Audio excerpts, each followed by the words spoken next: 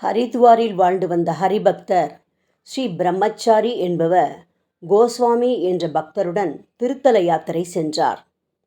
ஒருமுறை கோஸ்வாமிக்கு உடல் நலக்குறைவு ஏற்பட்டு 5-6 மாதங்கள் நீடித்தது. அவரை கவனித்து கொண்ட பிரம்மச்சாரிக்கு தனது மகளை திருமணம் செய்து தர விரும்பினார். முதலில் மறுத்தாலும் பிறகு ஒப்புக்கொண்ட பிரம்மச்சாரி, உங்கள் குடும்பத்தார் விரும்பாவிட்டால் நான் உங்கள் மகளை மணம் முடிக்க மாட்டேன் என்று கூறினார்.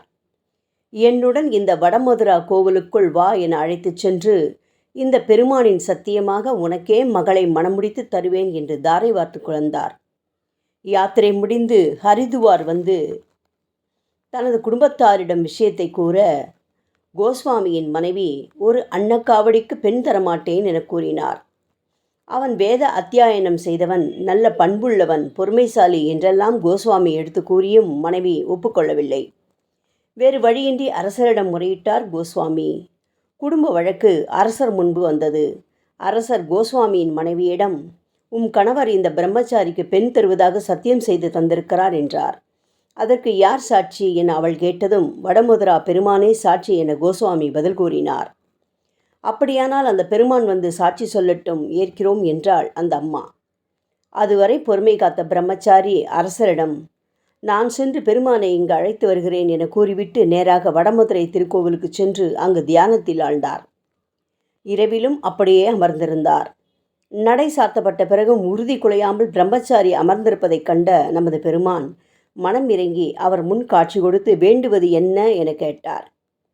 பிரம்மச்சாரி விஷயத்தை சொல்லி, நீங்கள் சாட்சி சொல்ல என்னுடன் ஹரிதுவாருக்கு வரவேண்டும் என்று கேட்டுக்கொண்டான். வருகிறேன், ஆனால் ஒரு நிபந்தனை. என் முன்னால் நீ செல்ல, உன் பின்னால் நான் வருவேன். அரசனது அரண்மனையை அடையும் வரை எக்காரணம் கொண்டும் நான் உன்னுடன் வருகின்றேனா என திரும்பி பார்க்கக்கூடாது. அவ்வாறு பார்த்தால் அவ்விடத்திலேயே நான் சிலையாக நின்று விடுவேன் என்றார். பிரம்மச்சாரியும் ஒப்புக்கொண்டு பகவானுடன் ஹரிதுவாருக்கு கிளம்பினார். நீண்ட தூரம் நடந்த இருவரும் ஹரிதுவார் அருகிலிருந்த ஒரு வனாந்திரத்தின் அருகில் வந்தபோது தன் பக்தனை சோதிக்க நினைத்த பகவான் பாதச் சிலம்பொலியை நிறுத்தினார். சிலம்பொலி நின்றதும், அடடா, பெருமாள் நம்மை ஏமாற்றி விட்டார் என நினைத்தவாறு திரும்பி பார்த்து விட்டார் பிரம்மச்சாரி. உடனே பெருமாள் அங்கேயே சிலையாக விட்டார். இதைக் கண்டு பதறிய பிரம்மச்சாரி பகவான் திருவடிகளில் விழுந்து கதறி அழுதார். நாம் இங்கு கோவில் கொள்ளவே இந்த நாடகத்தை நடத்தினோம். நீ சென்று மன்னனிடம் எனது வருகையை தெரிவி என கூறினார்.